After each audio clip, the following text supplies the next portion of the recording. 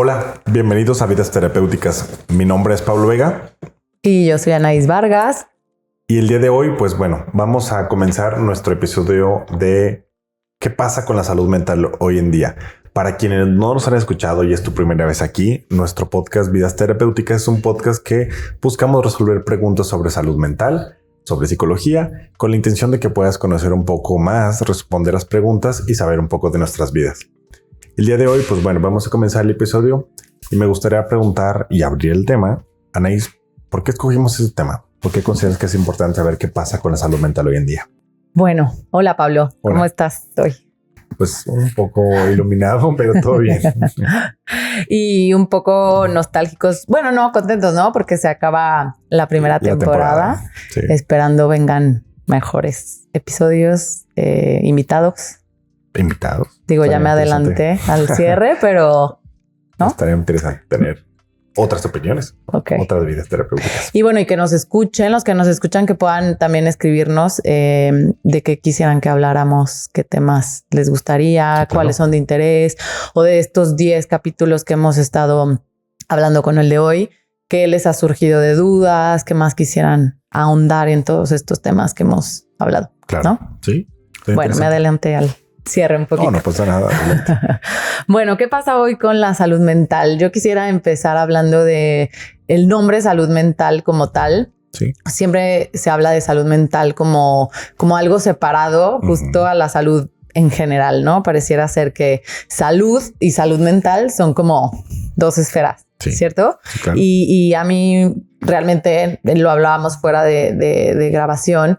No nos gusta el tema salud mental porque justo nos ven como diferentes, los psicólogos, esa parte, la gente que tiene un problema de salud mental es como, ¿no? Aparte. Segrega, lo vemos en los hospitales, que es como el área de salud mental, ¿no? El psicólogo en su consultorio ahí aparte, o en el último consultorio que tal vez se le pudo dar. En los centros de salud así sucede, ¿no? Sí, claro. Al menos yo cuando trabajaba en Secretaría de Salud, era como, ¿la psicóloga dónde está? Pues le hicieron un lugar ahí en el baño, lo dividieron y la pusieron ahí, ¿no? Sí. ¿Y a qué voy con esto? Que la salud mental no debe de estar justo segregada, no debe de estar, está dentro de la salud en general. ¿Y a qué me refiero a esto? Pues que la salud mental es parte de toda una salud integral. Lo mencionábamos en algún episodio, ¿no, Pablo? Sí. Que esto es una esfera al final, son, o más bien se divide en 3 esferas, biopsicosocial, ¿no? En donde la salud mental está en las 3. Si yo no estoy bien físicamente, pues por ende no voy a estar bien mentalmente, o viceversa, ¿cierto? Claro. ¿Tú qué piensas de esto? Mira, a mí me parece que cuando vamos estudiando en nuestra formación, incluso desde ahí nos muestran la salud mental como separada de la salud, como que la salud involucra doctores, la parte física, nutriólogo y de repente la salud mental es como otra área, otra sección, otro punto a considerar desde nuestra formación. Pero a mí me parece que si nos vamos al qué pasa hoy en día, es que hoy ya no están separados. O sea, hoy hay que entender que pues están integrados. La salud mental lo sabemos, lo hemos comprobado nosotros mismos, ¿no? Como terapeutas, como personas, los pacientes que nos han visitado también lo saben, incluso las personas que cómo influye tu estado de ánimo con la enfermedad física que tienes, cómo una enfermedad física influye en la salud mental, cómo esa interrelación ahí está marcada y siempre estuvo ahí, ¿no? Saber que una influye a la otra y entonces hay diferentes terapias alternativas que incluso tienen su base en ello, en esta interacción. Pero principalmente hay que entender que la parte de verlo como una unidad, lo que busca es entender que si vamos a abordar un aspecto de salud, tiene que ser así, salud. No pensar, me hace falta terapia, me hace falta atender mi salud. Y entonces eso ayuda mucho también a quitar el estigma de por qué las personas van a terapia. Pues porque, seguramente tienes algo, seguramente estás loco, ¿quién va a eso? Eso no sirve porque se ve segregado. Si se viera como una unidad de, es que es salud, la gente dejaría de estigmatizar o segregar justamente esa parte de nuestra vida como si eso fuera diferente, eso fuera malo, eso fuera negativo, eso es raro, o en algunos casos incluso verlo como es un lujo ir a terapia, cuando hay que entenderlo que todo es parte de lo mismo, salud, y voy a atender mi salud. cuando hablamos de voy al doctor, nadie juzga ir al doctor. Cuando alguien dice voy a empezar a hacer ejercicio, nadie critica hacer ejercicio. Pero si él dice voy a ir a terapia, hay opiniones divididas, ¿no? Claro, quién claro. sí, quién no. Esa sería mi opinión. No sé tú cómo lo ves. Sí, yo creo que sí. También me gustaría como hablar de justo cómo estamos hoy, ¿no? Cómo va avanzando esta idea que creo que es muy generalizada. Sin embargo, también platicábamos cómo cada vez se ha estado haciendo una cuestión más integral, ¿no? Desde los mismos médicos, los mismos psiquiatras, ya están como en esta integralidad, ¿no? ¿Te acuerdas? Yo te platicaba, Pablo, en el congreso que fui, hablaban justo de la atención psicológica, no solamente es relacionada a dar estrategias psicológicas, ¿no? Claro. Sino hacer toda una evaluación, pero también médico, ¿no? A Claro. ver, no como doctores, pero sí, oye, ¿cómo duermes? Oye, ¿cómo te sientes físicamente? Háblame de síntomas, dolor de cabeza, ¿no? ¿Cómo estás? ¿No? Porque entonces luego hay muchos síntomas emocionales que están relacionados con problemas médicos, ¿no? Sí, claro. Por ahí podemos mencionar varios que de alguna forma, como, oye, ¿y si vas al médico primero? Claro. O se te haces una evaluación médica y entonces salen situaciones hormonales, desajustes de alguna manera, gastrointestinales, que de alguna forma esto también viene alterando. Una está junta con otra, ¿no? Claro. Esto es como el huevo y la gallina, no sabes cuál fue primero y entonces hablamos que a veces con una evaluación médica y tal vez algún tratamiento médico, bueno, hay una estabilización, sobre todo en mujeres, por ejemplo, hablando Claro. hormonalmente, ¿cierto? Sí. Entonces creo que, ¿qué pasa hoy también con la salud mental? Que cada vez está siendo más justo fusionada, integralizada con la salud en general y que cada vez se está considerando más este tema, ¿no? En donde sí la salud mental está teniendo esta aceptación y quisiera que también habláramos justo de esta cuestión en donde mencionabas ahorita, bueno, cada vez vamos más a terapia, pero ¿por qué vamos más a terapia? Vamos a terapia porque está de moda, porque es lo que el estatus, ¿no? Hablábamos hace ratito porque, oye, soy tu pareja y vas a terapia. Sí, voy, ¿no? Ah, ok. Entonces, ya es un requisito para encontrar pareja, ¿no? Pero también desde dónde van a terapia, porque entonces hablan hablamos de luego autodiagnósticos, Claro. hablamos de ponernos una enfermedad siempre, ¿no? Todos los días, porque entonces desde chiquita a mí me dijeron que yo iba a ser ansioso o yo iba a ser deprimido o yo iba a tener un problema de déficit de atención para toda la vida y entonces la gente también luego este tipo de autodiagnósticos o estos tipos de diagnósticos también hacen que la salud mental por ahí tenga otro sentido, ¿no, Pablo? Fíjate que hablando de esto, yo quisiera compartir una experiencia que tuve con una paciente. De hecho, fue hace unas cuantas sesiones. Es una paciente que viene de estar en otro proceso terapéutico con otra persona y entonces le diagnostica un diagnóstico certero del trastorno límite de personalidad. Y entonces viene y me lo comparte. Mi motivo de consulta es porque tengo el trastorno límite. Perfecto, lo analizamos, lo hemos estado revisando a lo largo de este tiempo que hemos trabajado juntos. Pero muchas veces me decía, es que esto lo hago pues porque soy límite. Es que como soy límite, es normal que haga esto. Ah, es que el trastorno límite, como se caracteriza por eso lo estoy haciendo. Y eso era un constante de caer en esta casilla de lo límite y lo límite y lo límite. Y entonces era investigar qué es el trastorno límite, leer libros, manuales, material que le había dado su terapeuta anterior, hasta que en algún momento lo platicamos y le dije, a ver, espérame, ¿por qué está esta etiqueta que te va a condenar toda la vida? ¿Por qué crees que te va a condenar toda la vida? Hay que entender que los trastornos, los síndromes, son conjuntos de conductas, ¿no? Y entonces, si tú vienes aquí porque tienes el trastorno límite, yo no te voy a ver como una etiqueta. Te voy a ver como una persona que tiene ciertas conductas que entonces ese conjunto de conductas, pues para nosotros terapeutas se llama trastorno límite, pero para ti paciente, ¿para qué quieres saber eso? Es una etiqueta que no quiero que la cargues para toda la vida, como soy esto, como soy esto. Hay que entender que tienes conductas que hay que trabajar, como todos lo hemos tenido. Si lo separamos por partecitas, a ver, dentro del trastorno límite hay un tema de emociones muy fuertes. Eres muy bravía. Pues vamos a empezar a tener una gestión emocional. Ujú. Sé que va a ser más difícil para ti la gestión emocional, pero vamos a buscar la manera de gestionarlas. Nos enfocamos en eso, no en cómo te quito el límite, Ajá. que no sea una condena para toda la vida. Y por otro lado, estos otros pacientes que también van a terapia sin ninguna etiqueta, no lo vieron en TikTok, como muchas veces dicen, no se los dijeron a nadie, pero vengo porque seguramente tengo algo, pues a ver qué tengo. Ah, ¿sabes qué? Me dijeron que viniera. Mi pareja me lo pidió, mi mamá me dijo, yo creo que es lo mejor. Es que como todos vienen, pues quiero ver que todo esté bien, pero no hay una conciencia. O sea, no hay una conciencia de si estoy bien en mi salud, algo me pasó, cuál fue todo el procedimiento que me trajo aquí, la diversidad de qué pasa con la salud hoy en día. Yo creo que me he encontrado más estos dos polos. Las personas que ya vienen diagnosticadas con algún trastorno, las que se autodiagnostican con redes sociales. Tengo TDA, soy ansioso, es que estoy deprimido, es que seguramente mi pareja es narcisista.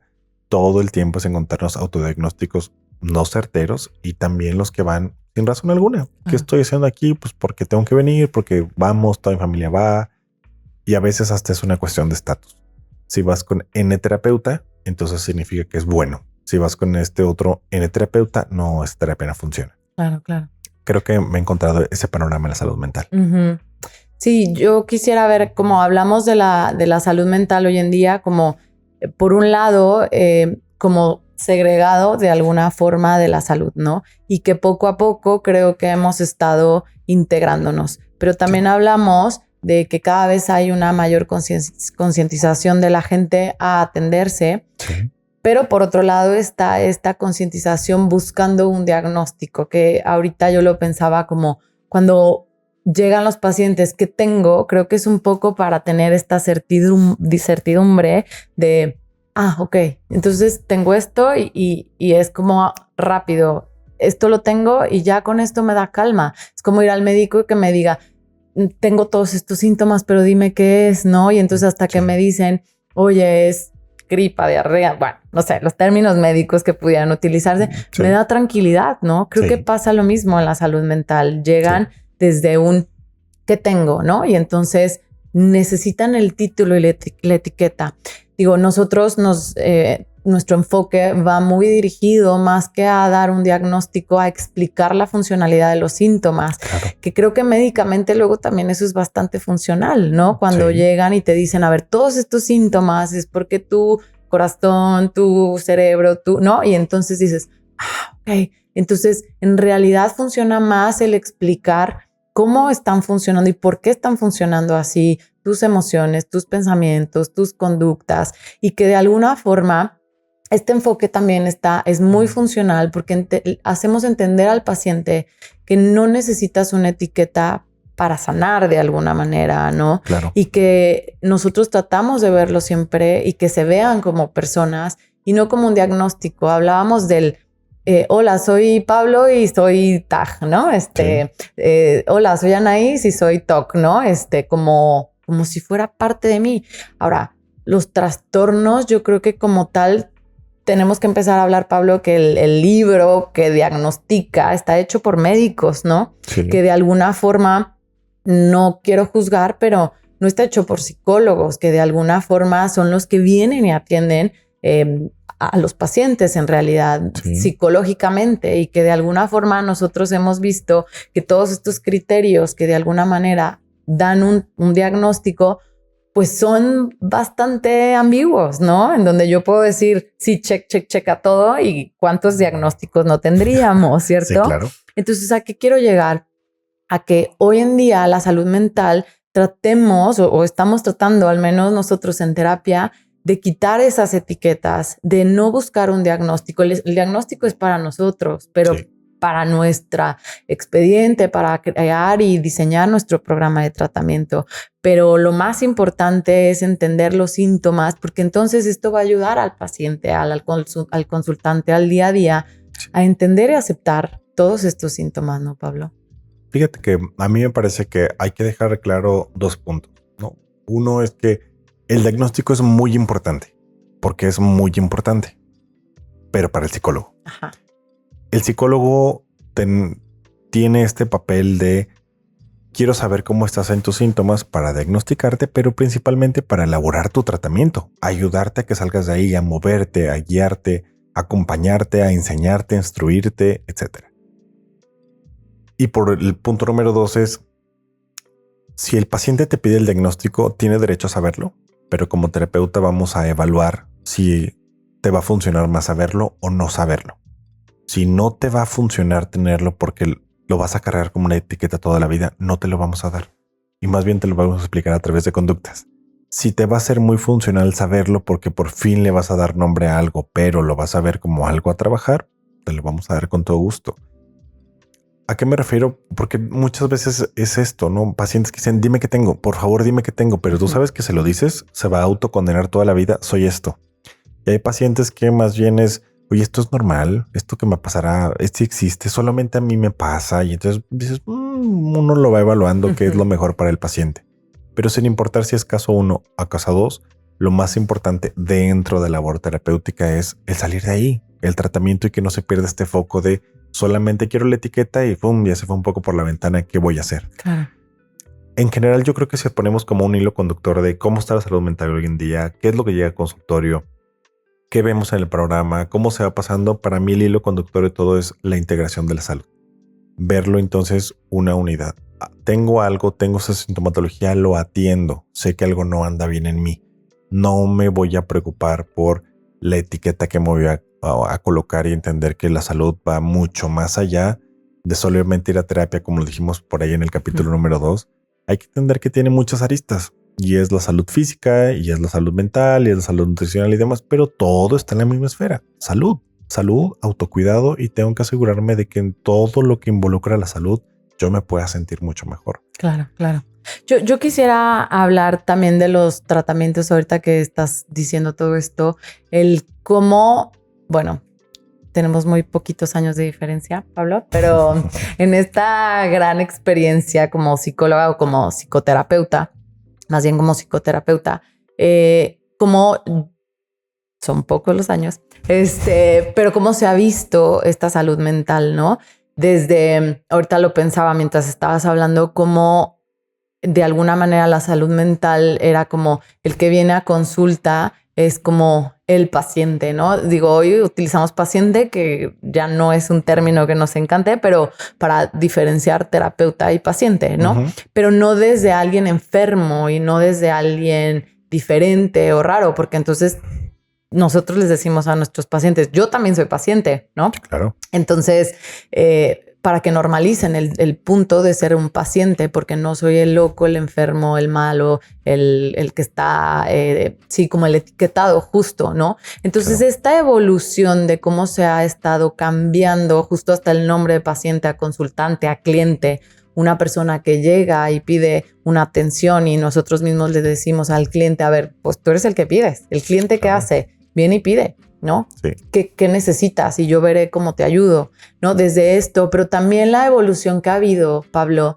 desde la relación terapéutica, al menos desde este enfoque cognitivo-conductual, contextual, en donde se vuelve una relación muchísimo más flexible, más cercana, ¿no? En donde no eres tú de lejos, no me hables y yo soy el que trae la bata, ¿no? Al contrario, claro, sino yo siempre les digo, a ver, yo soy la experta en psicología y tú en tu vida, ¿no? Y luego cambiamos y así me dice lo mismo mi psicóloga, ¿no? Pero entonces somos igual, ¿no? O sea, es como empezar a los que nos están escuchando que justo ir a un proceso psicológico hoy en día es muchísimo más distinto desde un acompañamiento, un acogimiento en donde el terapeuta debe de ser justo esta persona que te acoge, ¿no? Claro, no va a ser tu amigo, no va a ser el que va a ir contigo tal vez al cine, que sabemos que en muchas terapias justo contextuales hay un proceso psicológico fuera de y es bastante funcional. Sin embargo, creo que esta evolución también de la atención a la salud mental, quisiera que también, ¿qué pasa hoy en día con los procesos terapéuticos a los problemas de salud mental, donde son muchísimo más flexibles, más acompañamiento y en donde el éxito se ha planteado que es la relación terapéutica, claro, ¿no? Entonces, creo que esto es súper importante porque antes, ¿cómo eran estas relaciones terapéuticas, no? Y entonces, ¿qué evolución se había? Ahora que es muchísimo más diferente, claro, quiero ir a terapia y entonces no tengo a nadie que contarle esto, pero está mi terapeuta. Entonces creo que esto de qué pasa hoy en día con la salud mental también tiene todo este lado del proceso terapéutico que ha evolucionado y que se han visto un gran impacto. Al menos nosotros lo hemos visto en nuestras consultas, en donde los pacientes se sienten bastante bien, tienen muchísima más estabilidad, menos falta, terminan sus procesos, ¿no? Y esto, pues, ¿a qué ayuda? A que tengamos una probabilidad mucho más alta a finalizar procesos terapéuticos y a una mejora, ¿no? Sí. ¿Qué opinas? ¿Cómo lo sientes tú en tu día a día, en tu experiencia? Fíjate que también yo creo que mientras hablabas me vino a la mente la importancia de actualizarnos también y estar constantemente buscando los mejores tratamientos para los pacientes, no precisamente que sean más complejos, sino que a veces son más cercanos, son más cálidos, son siempre buscando la funcionalidad. Y ahorita pensaba justo que hace 2 semanas acude conmigo una mamá que buscaba la atención para su hijo. Y entonces me decía justo, ¿sabes qué? Es que ya no quiero llevarlo a esta otra terapia donde lo estoy llevando porque a mi hijo le encanta el videojuego de Fortnite. Y entonces yo justo quiero entender herramientas como regular. Y dijo, y entonces la solución que me propone la terapeuta es quítale Fortnite, quítale el videojuego, ya está, fin del problema. Y entonces me decía, no me parece que sea la solución. Le dije, por supuesto que no, porque eso no va a ayudar para nada. Y entonces a veces es entender qué es Fortnite. Entonces le pregunto, ¿has jugado Fortnite? ¿Has estado ahí en Fortnite? ¿Sabes lo que es, cómo funciona, por qué le gusta, por qué es tan adictivo? No, o sea, es medio sé, pero no, nunca me siento a jugar con él. Pues a lo mejor hay que empezar por ahí a entender que también es parte del tratamiento. Y el acompañamiento, ¿no? Claro. La cercanía. Estar eso. Ahí, cubrir otras necesidades afectivas, la guía que puedes ir teniendo a lo mejor, incluso el vínculo con tu hijo puede forjarse desde el vamos a jugar juntos Fortnite, vamos a entender qué es Fortnite y no te quito el videojuego y fin del problema. No, te quito el videojuego porque hay que poner la autoridad. Eso ya no funciona. Ni desde la terapia conductual, que en sus inicios era un poco más restrictiva, era más un tema de reforzamiento y que a lo mejor todavía tomamos algunos elementos, pero moldeados a la actualidad. O sea, cómo vamos a reforzar ciertas cosas, cómo vamos a guiar. Pero yo le explicaba a la mamá, digo, en la sesión 1 que la conocí, le dije a lo mejor vamos a empezar por ahí, vamos a mejorar este vínculo antes de entender el comportamiento de tu hijo, pues vamos a ver cómo está el vínculo entre ustedes dos, ¿no? Vamos a conocer el videojuego. Y le dije, mira, yo conozco el videojuego, yo lo he jugado y es un juego que además ayuda mucho a y entonces justo uno de las preocupaciones es que creo que mi hijo puede tener déficit de atención. Y entonces le digo, bueno, para jugar ese videojuego también hay que tener mucho foco y entonces hay que entender si es un foco funcional o si es un parte de un hiperfoco. Y hay que analizarnos bien el videojuego, qué información nos da y no simplemente cortarlo y nos podemos perder información importantísima. Y creo que eso es algo bien interesante en la formación de los terapeutas actuales. Conocer videojuegos, ser cercano, en la vinculación con los pacientes hay que ser muy cercanos. Creo que a lo largo de estos años mi vínculo con los pacientes ha evolucionado. Desde mi formación siempre sé cómo poner esta barrera de no puedo acercarme tanto, que no me conozcan. Y el día de hoy me doy cuenta que no. Muchas veces me permito la autorrevelación, ¿no? Y contar algunas experiencias con el paciente que a veces al paciente le parece muy interesante verme como persona. A ti también te pasó. Sí me entiendes lo que te está pasando. Yo no sabía que te estaba pasando y me lo permito. Claro, claro. Porque también quiero que me conozca como persona, porque también quiero que sea cercano, porque crea que lo que le estoy diciendo no es por decirlo, porque el libro lo dice, sino que sepa que se lo digo de una forma genuina. Y que la idea pues es acompañar al paciente a que justo mejore y que su salud sea mucho más fortalecida desde otro punto y no precisamente en estrategias, técnicas, que sigue, cómo quito la etiqueta y ahora que me va a enseñar el terapeuta y ahora que viene, y a veces es en la misma relación terapéutica donde estamos sanando cosas. Claro, claro.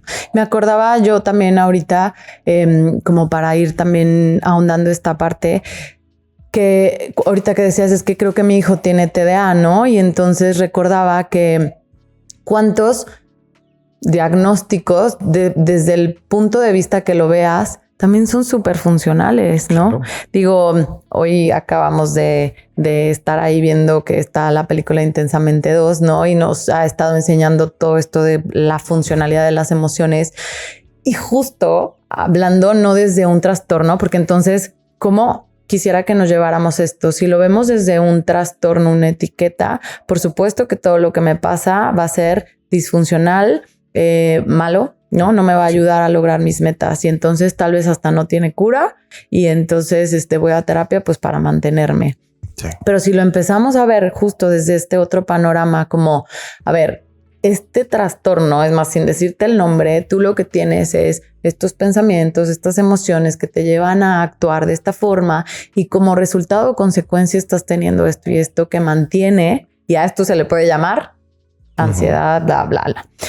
Pero entonces todo esto lo podemos trabajar desde esta forma o te está llevando justo a esto. Si lo trabajamos y de alguna manera estos pensamientos los reestructuramos y hacemos que estas conductas las cambiemos, ¿qué funcionalidad vas a empezar a tener distinta? Y entonces me acordaba de esto del TDA, cómo vemos a pacientes con temas de atención, con algún problema de déficit de atención, con muchísima funcionalidad, ¿no? Sí. Con una apertura así, ¿no? Cuando a veces tener una visión solo así, pues no nos hace ver lo que tal vez alguien con un problema de déficit de atención puede ver, pero entonces si vamos enseñándolo a utilizar justo estas herramientas que creo que podemos llamarlas herramientas, entonces no me veo etiquetado, ¿no? Me veo con una herramienta diferente, ¿no? O yo les digo a pacientes que tienen un problema obsesivo compulsivo,